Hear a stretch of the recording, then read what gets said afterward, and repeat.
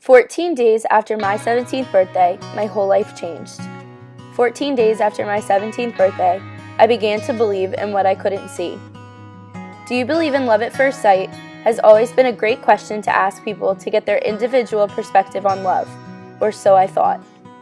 There are certain things in this life that may be true, pure, and possible, but we as humans like seeing what we believe in. Falling in love with someone at first sight doesn't mean that you want to get married in that moment, or maybe it does. My experience with love at first sight was a subtle one.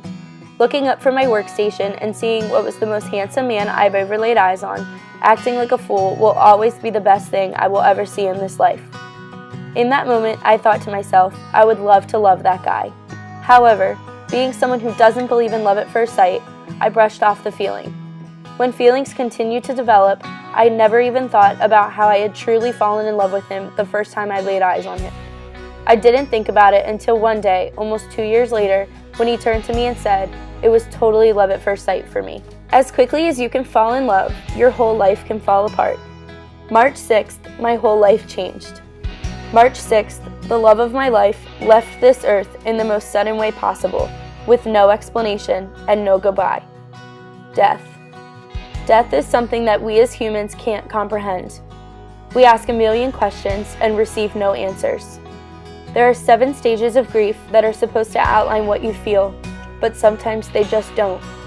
Those 7 stages of grief are stages that everyone from every culture and background feel and experience in the most real and pure ways. Death is something that we as humans can't escape.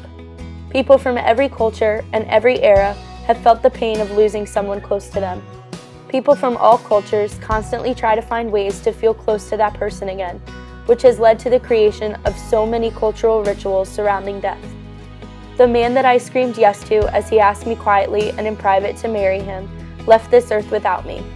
And you never stop asking yourself why and feeling alone, even though people from generations before you felt the exact same thing.